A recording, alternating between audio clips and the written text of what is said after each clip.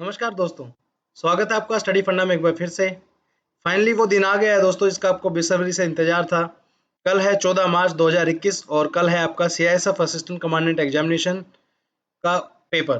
ठीक है, तो कुछ टिप्स और ट्रिक्स बताना चाहूँगा आपको एग्जाम में, जो आपको यूज़ करनी है और अच्छे मार्क्स आपको लेके आने हैं। बहुत सारे लोगों का ये लास्ट अटैम्प्ट है, जैसे दीपक सर हैं, अगर इस वीडियो को देख रहे हैं तो पता होगा आपको। तो आप लोगों का लास्ट अटेम्प्ट है, तो बहुत ध्यान से जो है आपको सिली मिस्टेक्स नहीं एग्जाम के अंदर करनी है, तो उन्हीं के बारे में बात मैं यहाँ पे अभी करने वाला हूँ। तो प्लीज़ इस वीडियो को एंड तक देखिए। और जो भी लोग कल एग्जाम देने वाले हैं, सबसे पहले अभी तक आपने जितनी भी प्रिपरेशन कर ली थी वो कर चुके हो आप, बिल्कुल भी स्ट्रेस मत लीजिए। क्योंकि बहुत लोगों का मैंने देखा है कि एग्जाम टाइम पे बहुत स्ट्रेस लेते हैं, लास्ट के टाइम पे जब चिल करने का टाइम होता है उस टाइम पे फिर वो बुक्स के अंदर भागते हैं, ये पढ़ लूँ वो पढ़ लूँ। अब तक जितना आपने पढ़ना था वो पढ़ चुके हो, अब आप कुछ मत पढ़िए। सबसे पहला काम आपका एडमिट कार्ड वगैरह सब आपके पास होना चाहिए। वीडियो थोड़ा सा लेट बना रहा हूँ, उसके लिए माफ़ी मांगना चाहूँगा यहाँ पे। तो एडमिट कार्ड वगैरह सब आपने निकाल लिए होंगे, तो अब बात करते हैं एग्जाम में जो है किस तरह से आपको परफॉर्म करना है। ठीक है, तो चलिए आगे बढ़ते हैं। सबसे पहले आपको ये जानना होगा, आपके एग्जाम के अंदर जो है 150 आपके क्वेश्चन आएंगे। 75 क्वेश्चन आपके जो फर्स्ट वाला पार्ट है वो आपका जीएस का होगा। लास्ट के जो 75 क्वेश्चन हैं वो आपके होते हैं प्रोफेशनल स्किल्स के। तो ये पेपर बहुत मैटर करता है, जितने ज़्यादा मार्क्स आप फैच कर सकते हैं पेपर वन के अंदर फैच किए, क्योंकि 300 में से अगर आप 200 प्लस यहीं से अगर मार्क्स आपके बन जाते हैं तो बहुत अच्छी बात है। और जनरली 210 220 तक अगर आपके नंबर आ रहे हैं तो चांसेस हैं कि आपका फाइनल मेरिट लिस्ट में नाम आ जाएगा। ठीक है, तो उसके लिए 150 में से आपको ज़्यादा नहीं, कम से कम 110 115 120 क्वेश्चन तो आप ठीक करके ही आइए।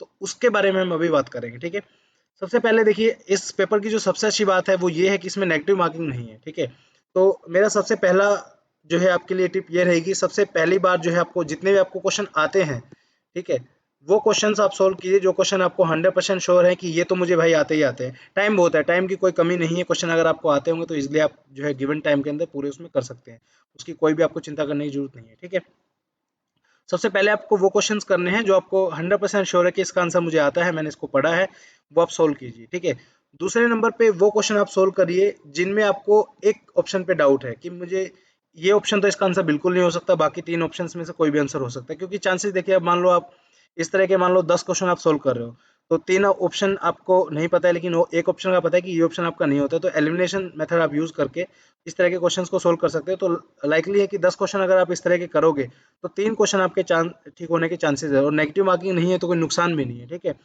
रैंडमली बिल्कुल रैंडम जो है आप आंसर मत लगा के आइए, उनके बारे में पहले सोचिए, थोड़ा सा समझिए कि क्वेश्चन पूछा गया है, क्या आपने कहीं पढ़ा है या नहीं पढ़ा है, कोई रिवाइज आप करने की कोशिश कीजिए, रिमाइंड करने की कोशिश कीजिए कि एग्जाम में कि कहाँ पे आपने पढ़ा है, या हो सकता है उसके आसपास का भी कोई लॉजिक भी लगा के आप करोगे तो डेफिनेटली उस तरह के क्वेश्चन आप सोल्व कर पाओगे। ठीक है, उसके बाद ये आपकी चॉइस है कि पहले आप पार्ट ए करते हो जो जीएस वाला पोर्शन है, या पार्ट बी करते हो। ठीक है, ये मैं इसलिए बोल रहा हूँ, देखिए काफ़ी लोग जो है कंफर्टेबल हैं जीएस सोल्व करने में पहले, क्योंकि उसमें मैथ वगैरह आता है, तो लोगों को लगता है कि पहले मैथ वगैरह सोल्व कर लेते हैं, उसके बाद लास्ट में जो है आपका प्रोफेशनल वाला पार्ट कर लेंगे। तो मेरा ये मानना है कि आप सबसे पहले जो है आप जीएस के क्वेश्चन सोल्व कीजिए।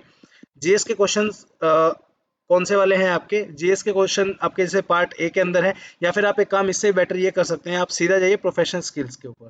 प्रोफेशनल स्किल्स के ऊपर मैं इसलिए बोल रहा हूँ आपको क्योंकि 75 क्वेश्चन है आपका, पहली बार में अगर आप सोल्व करोगे तो एटलीस्ट 40-45 के आसपास भी क्वेश्चन अगर आप ठीक कर लेते हो, तो आपको एक अंदर एक कॉन्फिडेंस बिल्ट होगा कि यार पेपर तो मुझे आता है, मैंने काफ़ी सारे क्वेश्चन इसमें सोल्व किए हैं।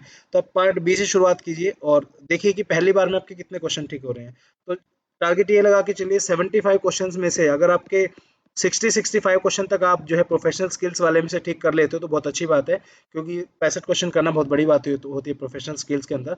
उसके बाद कुछ क्वेश्चन ऐसे होंगे जो बिल्कुल बेसिक्स होंगे आपके, वो हर कोई करेगा, तो आपको चिंता करने की जरूरत नहीं है। और बहुत सारे क्वेश्चन ऐसे, कंप्यूटर वाला सेक्शन जो है आपका, वो थोड़ा सा सीआईएसएफ के अंदर जो है मुश्किल आता है, क्योंकि देखिए उसमें जो क्वेश्चन है वो लैंग्वेज टाइप के आएंगे, सी लैंग्वेज आपसे पूछ लेंगे, या फिर कोई और इन डेप्थ क्वेश्चन बेसिकली आपसे पूछेंगे।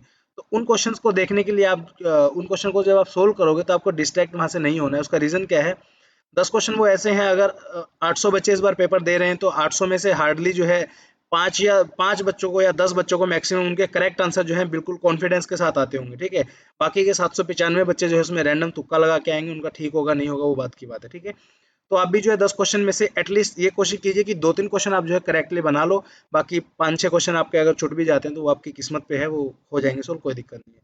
पेपर पूरा करके आना है, उसमें कोई भी वो आपको ढील नहीं देनी है। ठीक है, उसके बाद जब आप ये क्वेश्चन आप सोल्व कर लोगे तो आप जीएस सेक्शन की तरफ मूव कीजिए। जीएस सेक्शन में जो है सबसे पहले आप सोल्व करने की कोशिश कीजिए जो पॉलिटी ज्योग्राफी आपके क्वेश्चन या नोट्स वगैरह आपने हमारे पढ़े होंगे, ऐसी बात नहीं है, तो डेफिनेटली उनमें से काफ़ी सारी चीज़ें आ जाएंगी आपको। और पेपर के अंदर जो है जल्दबाजी ना करें, क्योंकि देखिए आपके पेपर में पहली बात तो नेगेटिव मार्किंग नहीं है। तो बहुत सारे लोग जैसे जो सीएपीएफ का एग्जाम होता है वहाँ पे नेगेटिव मार्किंग वगैरह होती है तो क्वेश्चन छोड़ने पड़ते हैं। आपके यहाँ छोड़ने की आवश्यकता नहीं है, आपको सारे के सारे क्वेश्चन ही करने हैं, ठीक है। तो एक एक क्वेश्चन पे जो है बिल्कुल फोकस लगा के, कोई भी क्वेश्चन रहना नहीं चाहिए, बिल्कुल प्यार से जो है आप आराम से क्वेश्चन को पढ़िए, पहले 2 बार पढ़िए।